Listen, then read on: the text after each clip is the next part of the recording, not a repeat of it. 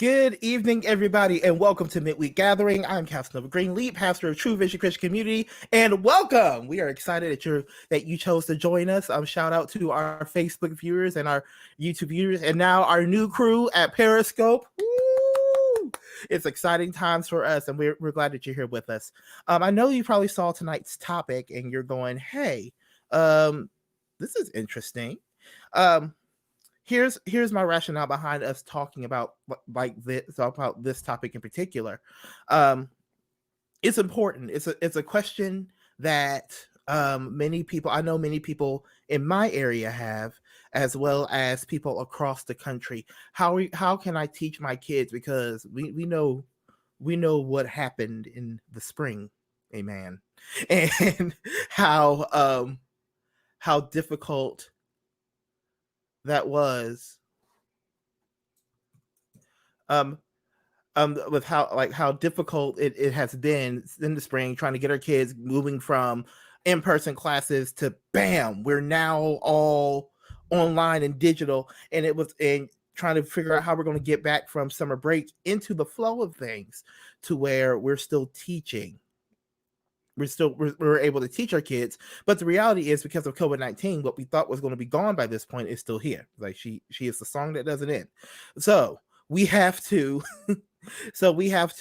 really strategize, and I believe it is the job of the church to not just preach the word, but also show us how to have the word in action. Also have the word in action, so that way we can live what we're preaching, not just talk the talk. So I want to focus our discussion tonight on one scripture, and it's this: Proverbs 22:6. Train up a child in the way he should go, and when he is old, he will not depart from it. It is the job and the responsibility of not just parents, but the community. I've really been looking at the word community in our church's name. We don't go True Vision Christian Community Church because there's stigma with that name, with the name church, but we're a community. We are a family. And the African proverb says it takes a village to raise a child. And it is our responsibility as that community to help our children grow.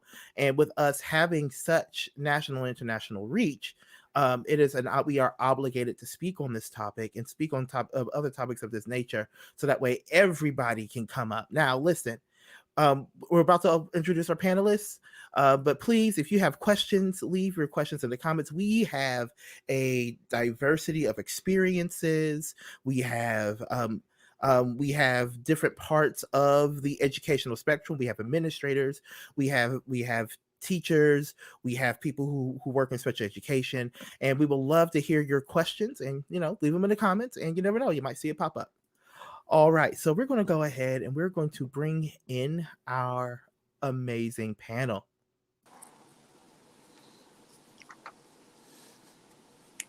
Hi everybody, how y'all doing? Hey, how are you? Good. Hello. Hi. Yes. Hello. Good evening. All right, so we're going to go around and we're going to introduce ourselves. I know one of our panelists might have to hop out, but we still want people to know who she is and know all about her. So we're going to go ahead and start with Ramon. Go ahead. Yes. Hi. God bless you guys. My name is Ramon. I currently work at a charter school. I am a early childhood educator, and I attend Iglesia Comunidad Cristiana. It is a predominantly Spanish church, where I am, along with my wife, the children's ministry director. Awesome, thank you. Okay, it's gonna be kind of weird to call you by your first name. But next we have Iva Orion. Iva Orion, yes. Cass is laughing because I taught him in 7th grade, because I've been doing this a while. I teach senior English at Licking Heights High School in Pataskala, but I've also been in charter schools and in Christian schools. This is my 26th year of teaching. I'm kind of old. I attend Harlem Road United Methodist Church up in the Galena, Sunbury area. It's a spirit-filled church. I lead worship, and I lead the prayer ministry there. Awesome. All right, Miss Joy, you're next.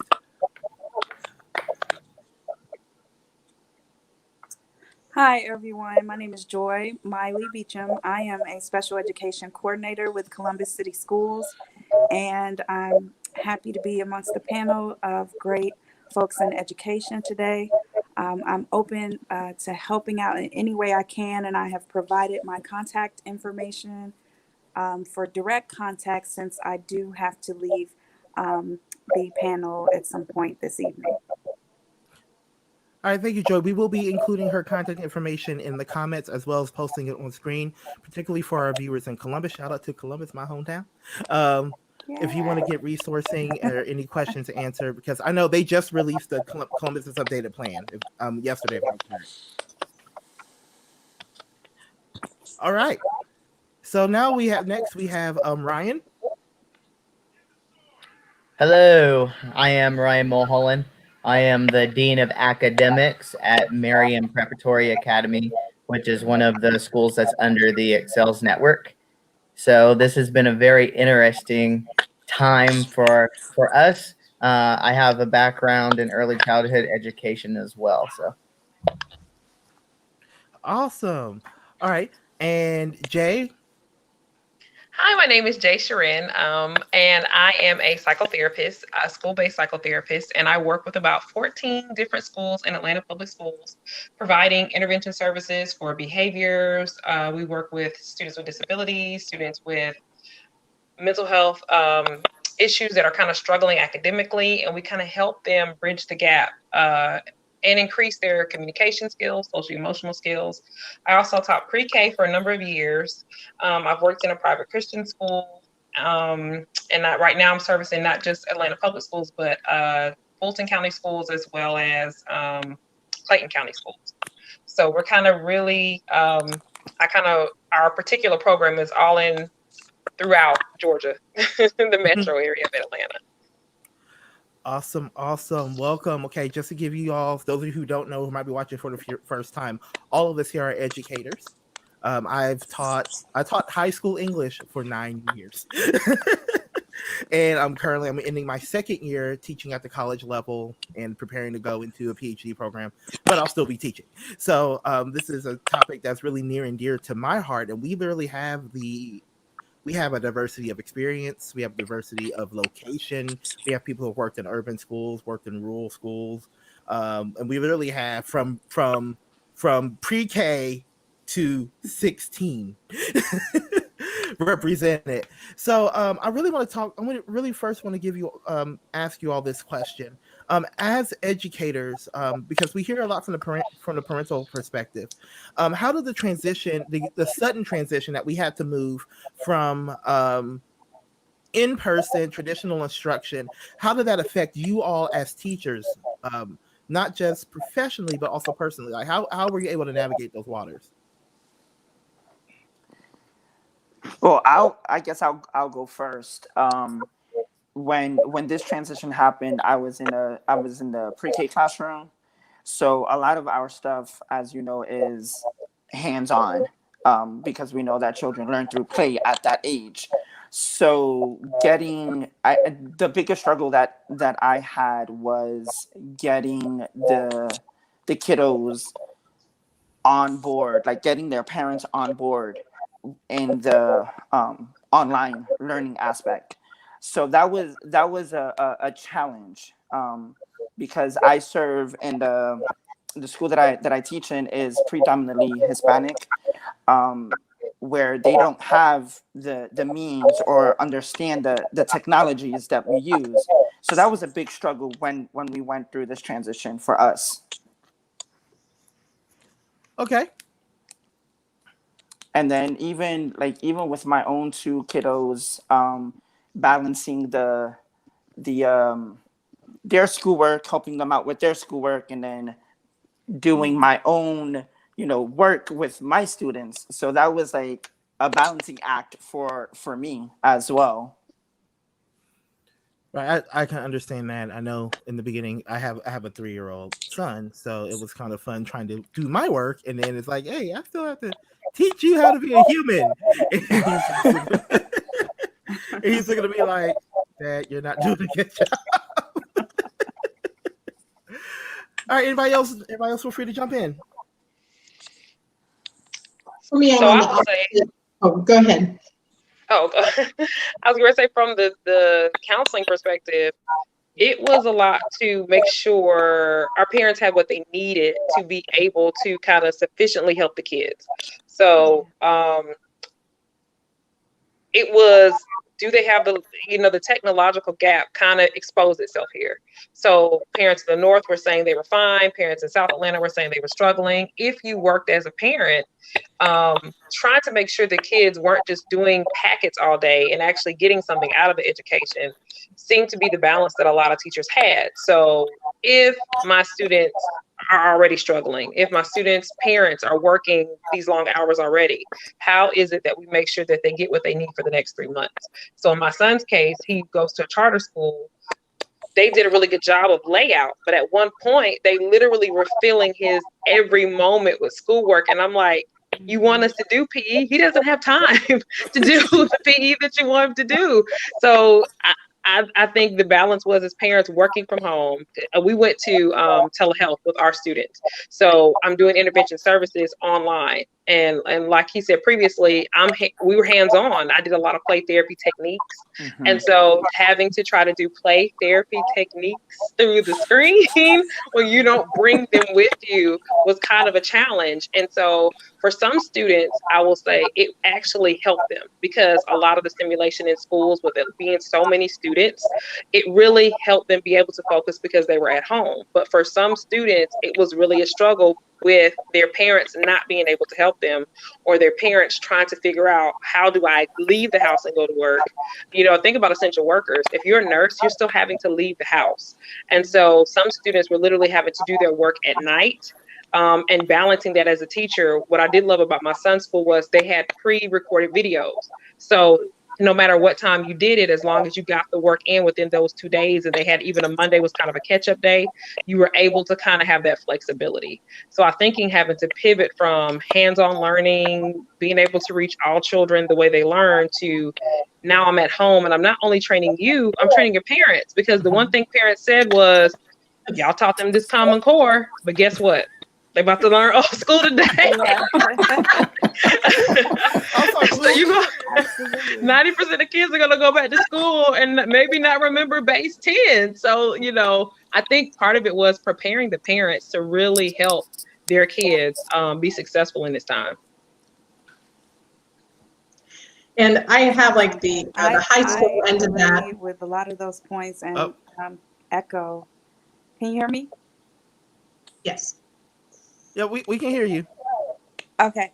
I did want to echo on a really important facet that several parents had brought up concerns about, and that is what has been mentioned with having to do their own work, and then depending on what kind of job they do have, the child had to depend on the parent in either the evening or accommodate somehow or adjust in their learning and what they were doing. So that definitely was a challenge. But what we found here is that when teachers have office hours, when they approach it in that way, having a set time that they're doing collective through Zoom, or whether it's through Google Meets, whatever method or platform is being used, that they have a set time that they're doing that with the students,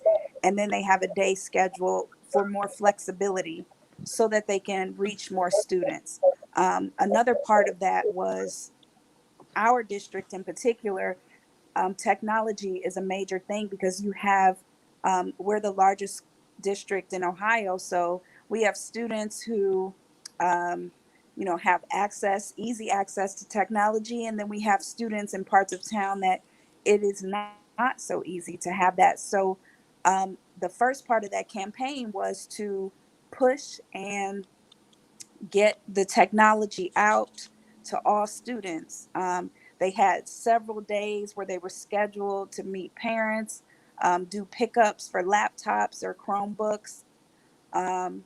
And some parents even had to drive to the school parking lot to access the Wi-Fi. They have buses with Wi-Fi on it.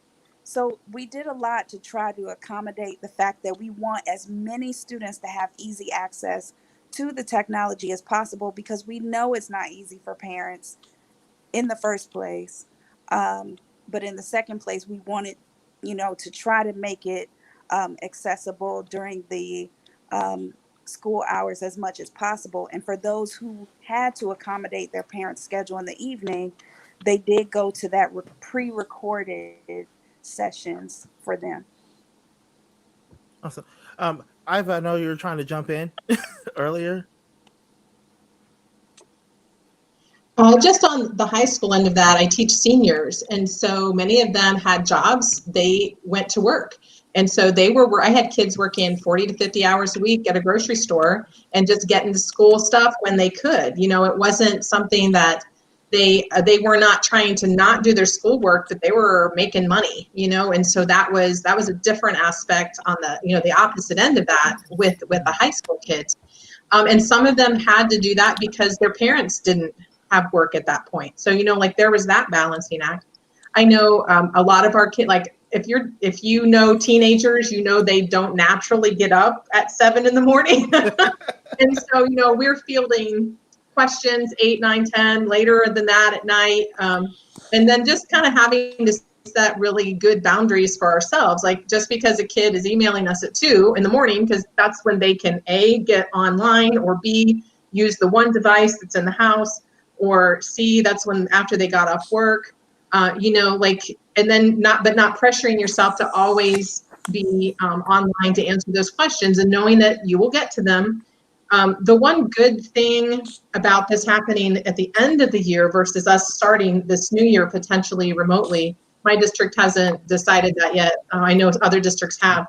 Like, I knew my kids. I knew them. I knew he needed extra help. I knew he needed extended time. I mean, pretty much everybody got extended time to work within the confines of what we were doing. But my heart broke just not being able to be there with them and to experience the last 3 months of senior year. So many important things, and all of those things just kind of didn't happen. And like that was heartbreaking from that perspective. Kind of to chime in there. The Excel schools, there's many of us, but my school, this was their first year being open. So the funding that a lot of veteran schools would have had, we don't quite have that yet. We're building up on that. So for our families, we didn't have an online platform at the time. We do now for the school year coming in. But also the technology, we weren't able to give everyone a Chromebook because we only had a limited supply. So we would also offer for the families to come and pick up packets for them to do with their child. We also offered mealtime and things through that. But even then, the parents still needed some connection with the teachers because they didn't know how we teach things, and how the students are learning now is completely different than how I learned it back in school. So they were struggling with that, whereas I think now we're headed in the right direction with being more prepared. Not to say that we weren't prepared at all. It's just we were thrown a ball, a curveball, and hey, it's time we got to come up with a plan. So, and we got to make sure that we're reaching every family and not leaving any student out of the loop or any family out of the loop. So the communication was a key piece for us. Because I know just from, again, on my end of the things at the college level, it was a major shift because I was teaching at 3 schools at the time. And it's literally, it was day, night, and afternoon between the 3. Because I had to move one class from completely in person to we're online now. Everything's online, and and by the way, I'm not teaching. Like I'm not doing live instruction. And I know for some of them they were able to navigate that, but for a lot of them they gave up.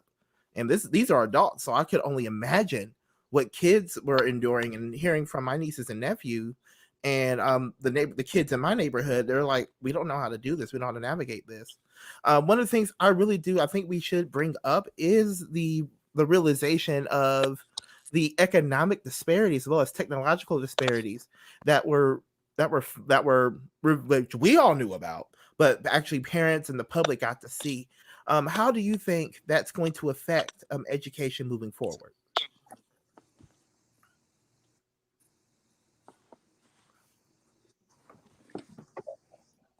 I think it forces administrators to kind of think about where the money goes, right? Like, what are we going to invest in the future?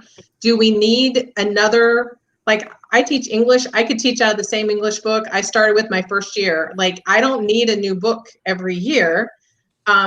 Could that money be used more wisely for technology? You know, sometimes I know that monies in the district are designated for things. And so it's not just like our personal budget and we decide, hey, we can do this with it. But I think like maybe we can make wiser choices with that. Maybe we can be creative about how we partner with our communities and maybe make a possibility of making technology more available, whether it's the actual product, you know, the device, or whether it was, you know, access. Like maybe we can talk more creatively with some companies and people in our communities about making that more accessible. I want to piggyback off her. I think that's from the administrative standpoint, you do have to look at where your funds are going, and you honestly have to evaluate what are we going to do in this time now to redirect those funds to get the most out of it. Because I mean, you have to consider, even if, you know, schools are doing a traditional approach in some way, there's a lot of funding to even make that happen with this pandemic that has happened.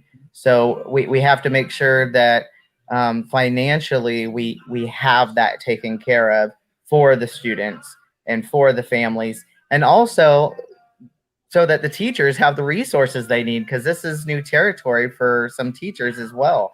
And we can't have limited resources because that helps nobody.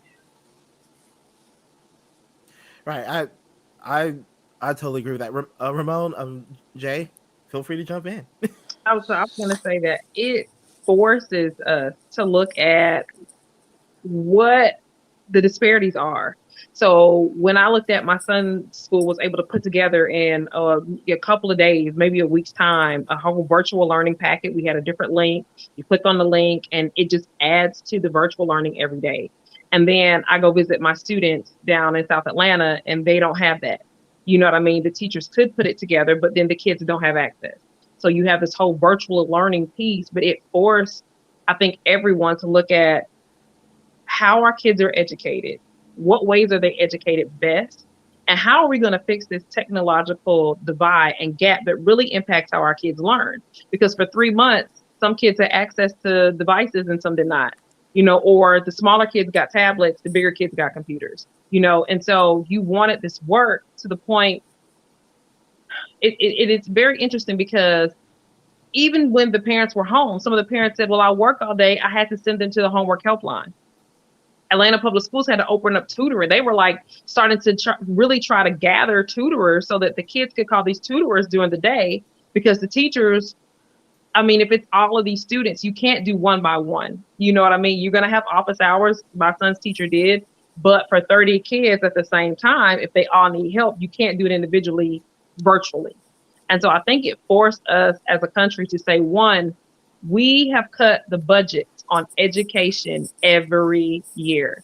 You know, we talk about defunding things, but when I looked at the state budget for Georgia, everybody got a hit, but education lost 4 times as much money as any other department in the state of Georgia. And I'm like, we can't keep doing that, because as we keep letting education hit, you know what I mean, then the kids are the ones that are suffering. And it's the reason why some of these other departments have to be funded. We have to start with how we educate our kids. We can't keep putting them last and saying, whoops, we dropped the ball again. You know, at some point we have to say, we have to really invest in education, because the money is there. It's being redistributed statewide. I looked at the budget and said, so everybody's kind of getting the cut, but education is like literally almost in the billions of dollars, taking a cut across the state. We're getting ready to do virtual learning in a pandemic where kids didn't have devices, and you're cutting education's budget again. They never recover from the first time you cut it. A couple of years ago, maybe 8 years ago, they cut a lot of funding for teacher salaries. All the teachers got paid. They reduced their pay. So if you had a master's, you took like almost between $800 to $3,000 pay cut a month, something like that. And so we didn't recover from that, and now you're cutting it again in the middle of a pandemic in which kids are going to have to virtually learn. And so I think it's a conversation that we haven't had in a long time, and now it's forced us to have this. We cannot keep not funding education and expecting schools to do well and our kids to be fully educated. Because what we keep forgetting is one of these kids are going to grow up. They're going to go to college. Like you said, the kids actually in college, they gave up. But if I have been struggling to get what I need education-wise my whole life, now I'm in college, I'm taking classes, now I'm still struggling. It's kind of like, well, then what are we really teaching them by not giving them everything they need to be successful when they're smaller? Teachers shouldn't have to keep funding their class. I know as a pre-K teacher, I did. I was lucky enough to work at a daycare where she would reimburse us if we bought anything. But when I worked at the other pre-K I worked at was with homeless kids. So they actually had lots of grant money coming in for us to be able to get supplies. And I feel like our executive director, Thais, was just very smart with our money. But when I looked around for other people and what they had to do, you're always buying things for your classroom. You're always trying to pour into your classroom. You already don't get paid six figures, but you're taking your maybe $40,000 salary and then pouring it back into your classroom to have supplies if the parents don't bring it. True. So I think it forced us to say, at what point are we really going to stop taking money away from education? Like, at what point is enough, and we're just going to have to hunker down, take away from some of this other stuff, and really overhaul our educational system so our kids are successful. Yeah, I mean, and I think another aspect as well that we as educators need to really take into consideration is the family engagement, because most of the time, these parents, they don't know the systems that we use in the classroom. They don't understand it, and we have, in my case, we had 4 and 5 year olds trying to show the parent how to navigate through Google Classroom. I've had friends of mine that, would reach out to me and be like, hey, I don't understand how to do this. I don't know how to navigate this. So I think that that's another aspect that we need to think about going into the school year, of how we can educate our parents as well with the systems that we're using in the classroom and we're using to educate the children. Because without that piece, Casanova said it, Pastor Cass said it in the beginning of the broadcast, that it takes a village to raise a child, and I firmly believe that, as an educator, I'm part of your village now, and we have to find ways of educating our parents to using these programs, because for them, it's like you're sitting in church speaking in tongues and nobody knows what you're saying. You know what I mean? Only you're the only person that understands it.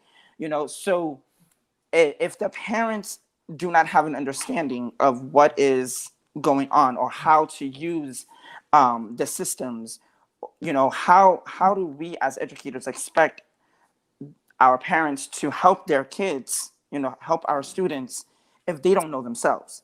So there's got to be a way where we could, communicate with our families of, how to use these programs, because that's another disconnect that I've seen, even with me as a parent. There are things that my 3rd grader and my 4th grader were using, and I'm like, all right, let's ask Google.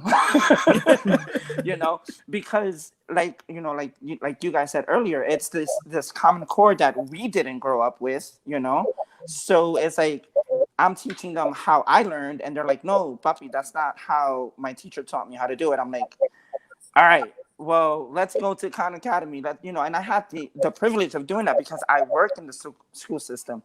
But most of these parents don't work in the school system, so they don't have an understanding or don't know how to navigate these things to help out their children. And literally with the budget cuts that she was talking about, and wanting to connect with the families, is what Ramon was saying as well. You have to be creative. Like in this time, you have to be creative because the funding.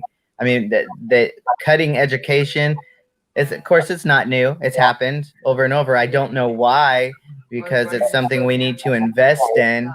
To make all of our future scholars, reach their full potential. So it's a time where we do have to be creative. We have to make sure we're communicating with the families and connecting with the families and letting the parents know that, hey, we're here to help you in any way we can. We don't expect you to do this all. And so this is just a learning process, I think, for us all.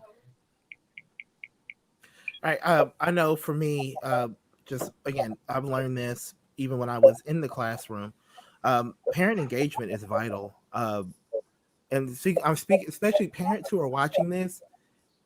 When you find out who your kids' teachers are, send them an email because the dynamics have shifted. Because I know people only hear from teachers a lot when your kid's acting up. And then your kids acting up. I'm gonna get them together, and nothing happens. You have to walk into this as a partnership.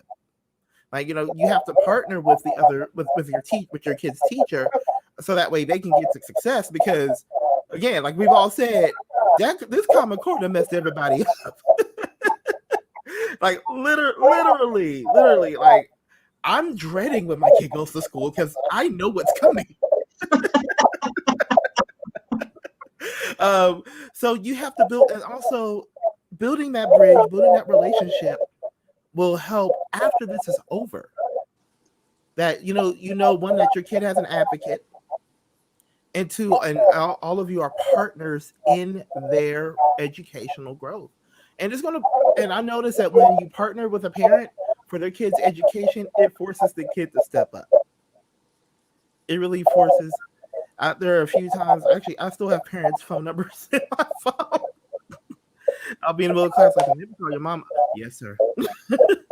So just knowing that it's not just them against the world, it's them, teacher, parent, all working together for a common goal. Y'all dropping some good wisdom, by the way. I'm loving it. If you're just joining us, I'm here with a panel of educators and administrators discussing how we can teach our kids during this time, because we know the reality is, guess what? Your kids probably be in the house again, at least for the first quarter, if not the second, and maybe the third, unless the Lord say otherwise.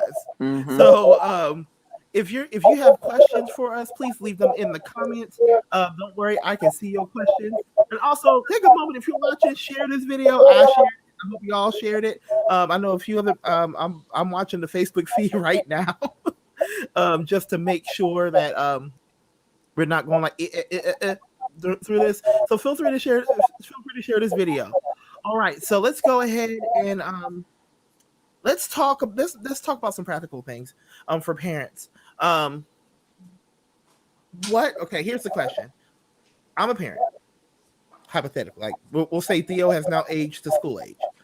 And what can parents do to create an atmosphere for learning at home? Like what is your advice on creating an atmosphere of learning at home? One thing that our school has. Go ahead. You go ahead. I was getting ready to say the one thing that saves you as a parent, since Ramon has taught pre-K, he will know you need to have a schedule. If your kids are special education, if your kids are special education, they're young, it's different, if they're in high school working, something like that. Very important. You have a schedule, because if you don't run the day is going to run you away. Okay, so you need to have in place what times they're going to be doing learning, and even if it's not traditional, if it's a case where you can't get to them till 2, give them what to do in the morning. Though some of the stuff they can do on their own. The first half of the year, a lot of times, the first month at least is reviewed. Create a schedule for them. At one point, I literally had my son getting up and getting dressed like he was going to school because him in these pajamas, he was running.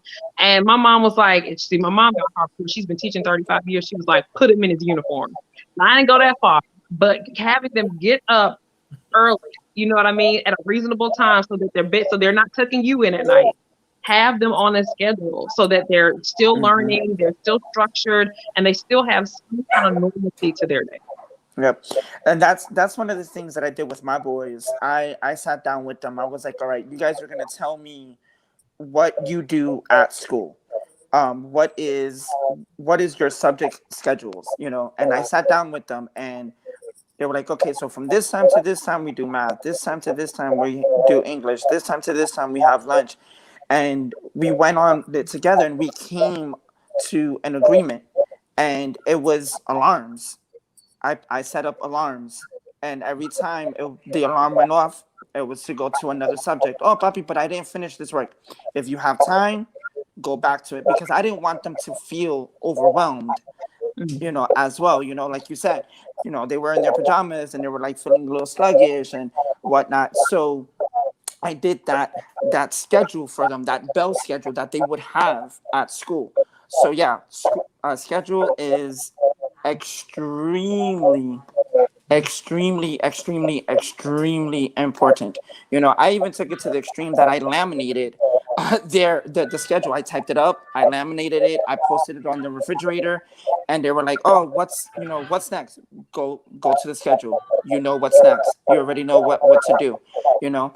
So yeah, that and you know, as parents, we need to be consistent with that schedule, because if you give a little bit leeway, they're just gonna run with it and they want to be on their video games or what have you. You have to stick to that schedule. That is very, very important. I agree. It's important to stick with the schedule. And actually funny that you had brought up about uniforms, Jay, because we're a uniform school, and that's something that they said, hey, if you have to tell the parents, have the children put on their uniform so it feels like they're in school. Like, do that. And I was just like, you know what? Like, that'd be fine with me, because my daughter goes to my school. I don't have to fight for her for what she has to wear each day. Just put on your uniform, and it's going to make it feel a little bit more like school. That's super, super important.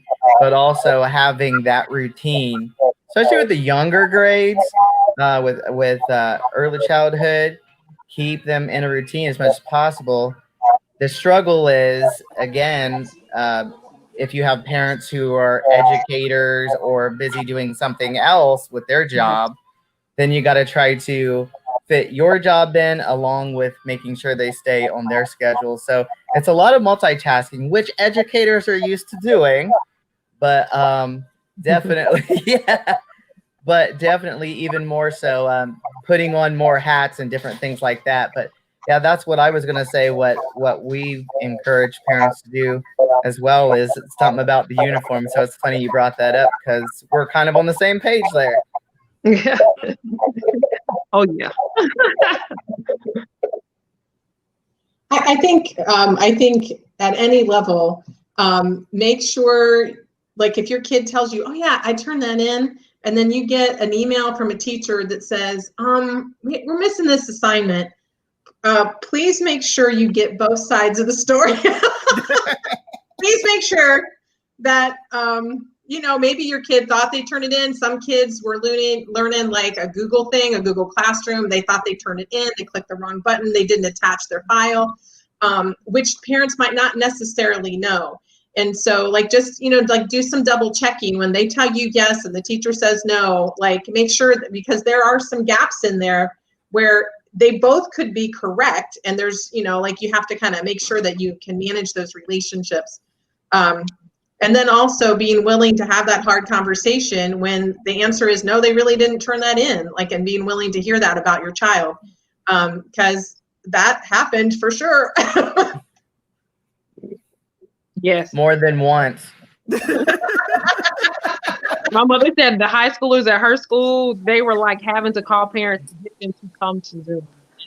I know that made more phone calls in those last 3 months of school. I mean, I was on the phone every day. Email, what's your email? Oh, it's wrong in the system. Let me get your new one here. Oh, wait, this phone number doesn't work, but this one does. Okay, we're on it. Yeah, I'm even now with me. I'm teaching summer semester. Hashtag adjunct life. But it's literally y'all. Okay, y'all. Here's my, because I use Remind. Like I've been down with Remind for years. So I use Remind with my students, but that wasn't working. So I said, okay, we're gonna do the experiment, which I will never do again. Called, here's my phone number. Use it as a last resort. It was the first resort. It was the first resort. The Walt Disney, all the resorts. I'm watching a movie with my wife. Somebody called me, but it's that whole thing of I didn't think I would have to do this much interaction with people because I was the type of teacher that I really didn't feel like talking to parents. It wasn't that I didn't like talking to parents. It was I was in Columbus teaching charter first 5 years, dropout prevention last 4 years. So I got a lot of wolf calls when I would call, but like, your kid's acting up, or hey, your kid didn't turn. Oh, I'm gonna get them together, and nothing would happen. So I'm like, what's but during this, I literally had to step out of my comfort zone and start calling my students and going, how I literally took a day and I called every student that I had. Y'all okay? Are you good? Do you need me? What's going on? You didn't turn this in. Oh, hit that button. Oh, there it is. Stuff like that. So, just I think communication, like communication and preparation, like even this space I'm sitting in right now, I had to create a bubble for me to teach. It had to create a bubble for me to work because to keep me focused. So I totally get the schedule thing. Man, if y'all watching whoever's watching right now, if you got a question, go ahead and drop it in the comments. Drop it in the comments because our time is winding up. I had it and I lost it, y'all. I'm sorry. This is why I should write stuff down. Where do you see education going after once coronavirus, be it by treatment, vaccine, miracle of God? I'm believing for miracle of God. Amen. Once things go back to normal, how do you see things changing? How is this going to make us better in the end? That's my whole question. One thing that our school is doing, and again, this is if everyone has technology, which I mean, we're going to get to the point where we're going to have computers on loan. We're getting grants for that. But if, say, we go back and everything's normal and we start traditional and we don't have to do this, whatever, I think having the component, one thing we're doing is, say the child is sick and they can't be there for a couple of days because they have the flu or they have a cold or whatever, they can still access those materials through our online platform because the pacing and the scope is exactly the same as what the teacher is doing in the classroom. So even if they're missing days in the classroom, they can pick up all of that stuff they've missed and virtual lessons or whatever through that online platform. So for us, I think that's awesome as long as the parents and students are doing it, as long as it's getting done. But also it's offering more options to learn instead of just saying, oh, this is the only option we have for you. It's offering more options, even for the special education students. It's offering more options for them as well. I honestly wonder when we ever get back to being the same. Is there going to be a case where this could be the new normal for schools? Because as we see, they did it for colleges. There were a couple of online schools.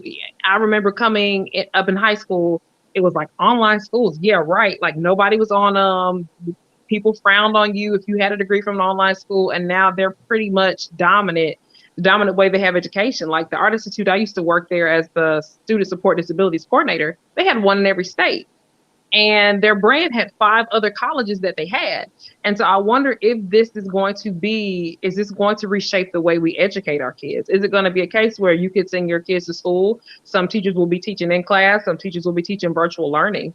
And I think it makes us better because it almost forced us to come together to put money in education that oftentimes got redistributed because kids had to have laptops We found some money from somewhere in Georgia last year. You know what I mean? Because kids needed the resources. We found some money from so it forced us to start investing in a place we should have been investing in all along. So I think as a country we're better because in the end, because of this, we'll have to start really, if we don't, shame on us, but we're going to really have to restructure some things because we're going to be forced to, because we're not going to be able to do things the normal way. And I think if we get to a place we're doing them so long, I mean, this just may be the way kids learn. You know what I mean? This may be the way that we're starting to shape the society. It may be a case where it's blended. When I did my master's, it was blended. And I actually loved it. I did half online. I took a weekend and traveled to Nashville, did all my coursework in the classroom, came home and did the rest online. You know what I mean? So you get the best of both worlds as a working adult. And what if we start to give that to our kids? You know, they can be in the classroom. Classes are not so overcrowded. You know, will our educational system be the same? I think this and the way we're handling this will probably reshape how our kids are educated going forward. I think shame on us if we don't try something new after this. Like that would be like, we would have gone through all of this and we would have tried, like, I am by far one of the oldest people in my building, and maybe not the district, but I mean, I tried all kinds of new technology that I was like, I didn't even know this existed. So I don't want to necessarily go back to how I taught. Like now I have better options, and I was kind of, it was forced, but I learned it and it was easy. It wasn't hard at all. And so in my head, I was like, oh my gosh. So when I think we've been reluctant to like videotape our classrooms because there are issues. Obviously, if you're like, if kids get in the picture and like, but I'm like, but if I could somehow manage to videotape this class of mine and then kids are missing school, not for the COVID, but for whatever reason, and I can just post it somewhere and they can go rewatch that. Like, then it's not just like talking to a friend about, hey, what did Mrs. O'Ryan do yesterday? I don't know. Mm-hmm. That they can see what I said, because I like to think that when I'm teaching, there's like nuggets of stuff that come in there. Like I know what I'm going to teach that day, but then you get like bonus footage, because like I love my job and I like, hey, and they miss out on those things that really make the classroom fun and engaging when they're just like, oh, I talked to my friend and they said this, or when I sit down and try to give them the 5-minute version of a 50-minute class. And so I think that like, what if we do? What if we can do blended learning? What if we can do that? And then, like, all these overcrowded schools don't necessarily have to pass a bond levy to build a new high school or a new elementary school, because we got creative with what we could do. I'm like, this could fundamentally change education in our country, and I don't think we should be afraid of that. Mm-hmm. It'll give the kids an extra resource. Definitely, it'll give them an extra resource to, like you said, to further their education. And I think the plus is it forced them to allow teachers to be outside of the box. My husband used to, after I came out of teaching, my husband was like, you're such a good teacher, why don't you go back? I'm like, because of the red tape, because they always want to hold you in this place. And I think this forced them to let teachers actually be innovative and creative enough to reach students. And for the most part, I feel like it worked. I feel like teachers had to do some of everything to reach their kids, and the kids are still doing well because of the teachers that they had. And I think it exposed, some gaps in some teachers too. But I think for the most part, it exposed that when you put good teachers in the classroom, the kids benefit in more ways than one. And if you unchain the teachers that are really great, you will have this greatness come out of the kids. And having that online component kind of piggybacks on what you were saying earlier. In a way, it's setting them up for the future to have those different options, because colleges, if they choose to go to college, colleges are offering not just seated classes, but online classes. Because that's something I've done within my second master's is online classes, and with my first master's, online classes. And I've also done seated classes. So in a way, we're setting them up for success, going with the flow of where the classroom and education seems to be going in our nation. I mean, I actually, y'all, honestly, I thought about going back into the classroom during this time. Like, I could give it another go because it's forcing that creativity. And I know for me, I was the teacher who was trying new things. I was like the one like, okay, let's do this. I was videoing lectures actually for a public speaking class. I did a video lecture so that way the sub just had to sit there. The students loved it. They're like, you literally taught the entire class in 15 minutes. And then we just sat back and did the work. And I agree, like education at the collegiate level is changing. One school has been all online. The other ones have been kind of like a hybrid type thing. But I know I got my MFA on pretty much a mostly online program. Just we did a 2-week residency during the summer. So I mean, we have to lean in and pivot into these changes. And yes, I know this is going to be hard to get through, but we're going to get through this. All right, we have about 8 or so minutes left, and this is something I've really been thinking about since this is a church. We're online. This is something I've been really thinking about for True Vision in general. How can churches be a support for our kids during this time? I mean, one of the things that we're doing in my church is, as far as like the Sunday school goes, we've done virtual Sunday school for our kids, implementing the Google Classroom, implementing something that they already know how to navigate, and I think that has helped most of our parents understand how to navigate through Google Classroom, because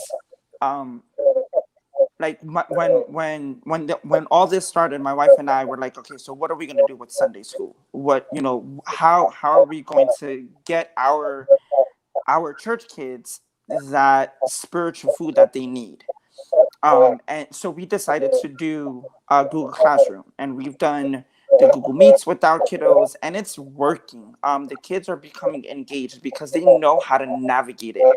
So as a church, I think that implementing stuff that we do in the classroom for our kids and for our families that we serve in our church, I think that'll be a very, very big help with this coming school year. So that way they can still have that understanding. Well, I know how to do this, and I know how to create a puzzle, or I know, just certain things like that, just so that way they can continue to see that platform that we use in the classroom, and just being there for the parents. Like, I go to a Spanish speaking church, and the school that I teach at is a predominantly Hispanic school. The students are ELs, their parents are Spanish speakers only.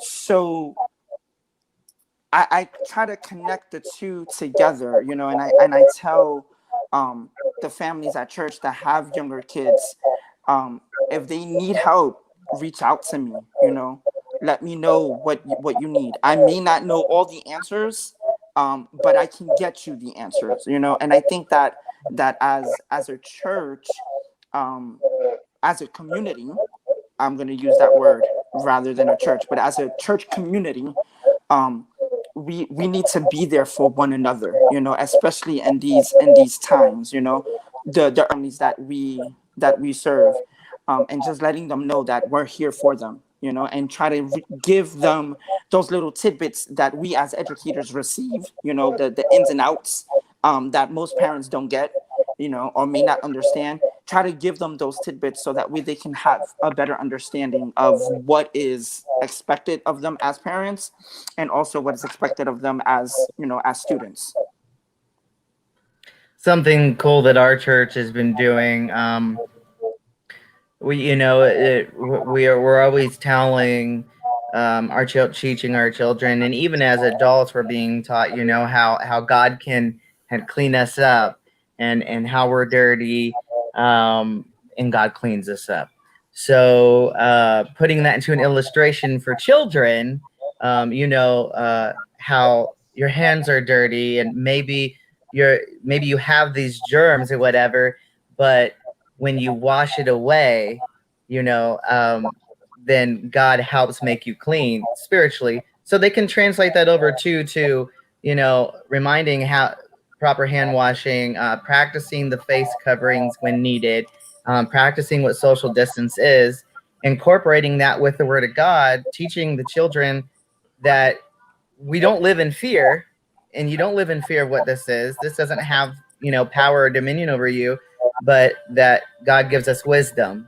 And so through that wisdom, we know that obviously if we're going to put our hands in our mouth after touching something dirty, then we're going to get the germs in our mouth. So just like teaching those habits of like how to be a godly Christian and how to convey that to the world.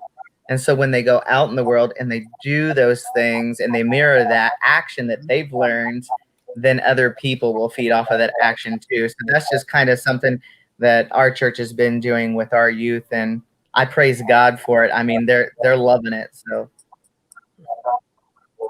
I think having forums like this, because my church is I go to North Point Community Church in Atlanta, and our church was kind of online. It already had an online component, and we actually have been praying 2 years going into that space and kind of hanging there instead of building more buildings, because our pastor talked about he found that the most people were online. They're on the internet. They may not come into the building, but they were online.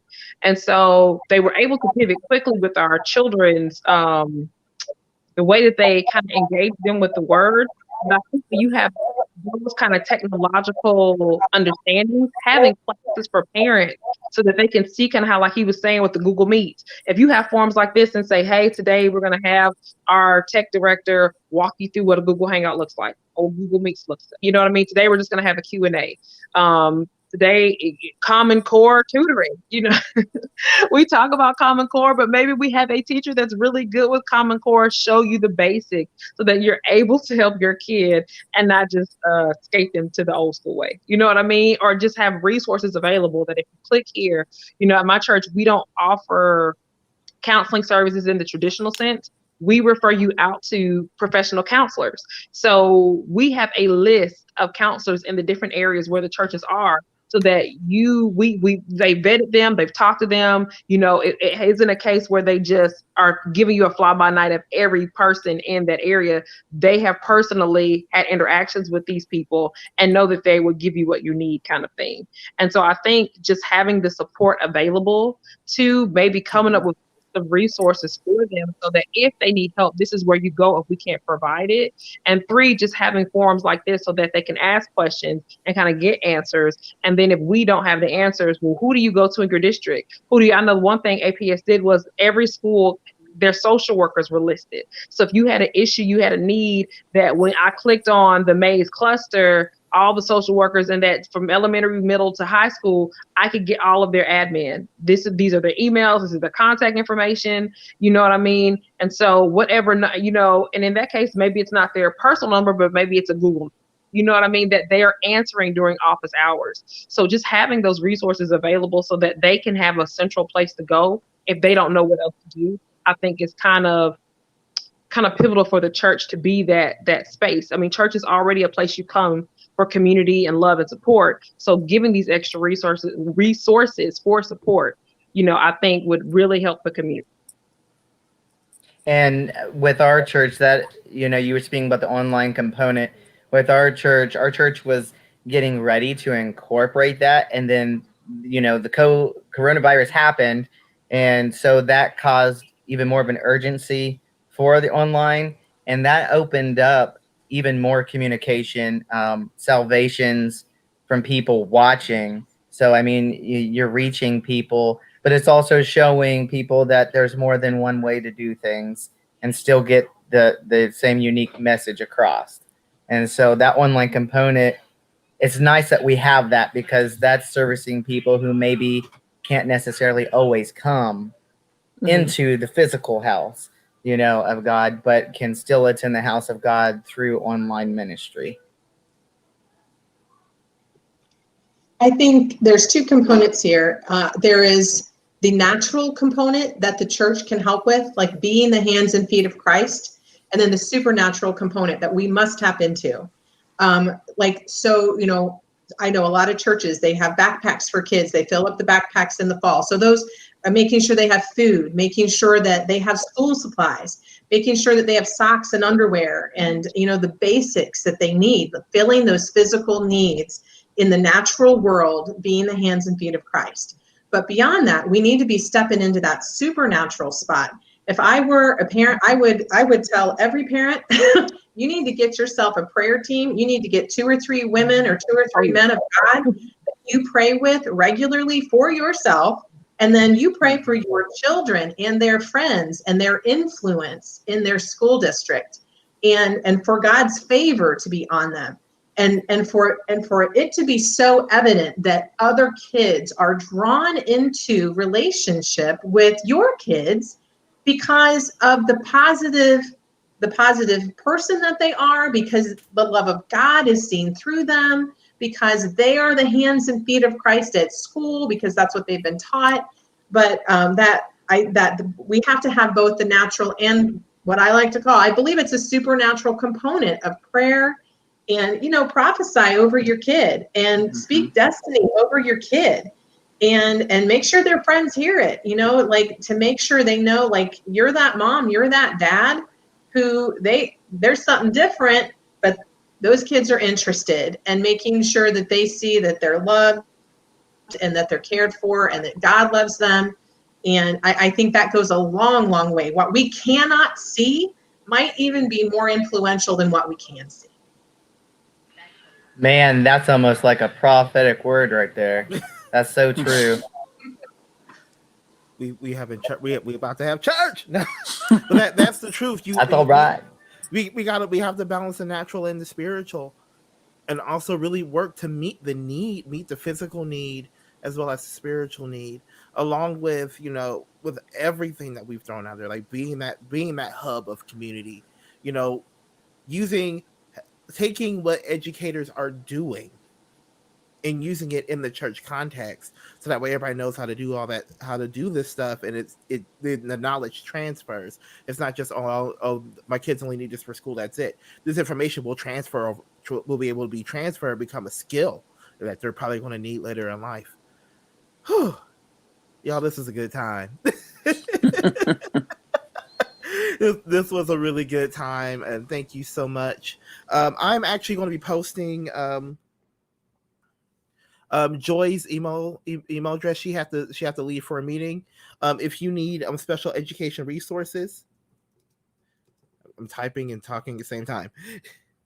If you need special education resources, you can reach out to her.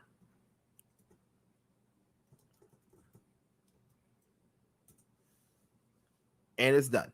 All right. You can reach out to her directly. You can reach out to her directly via her email address, which is posted in the comments on all 3 social media platforms. Wow,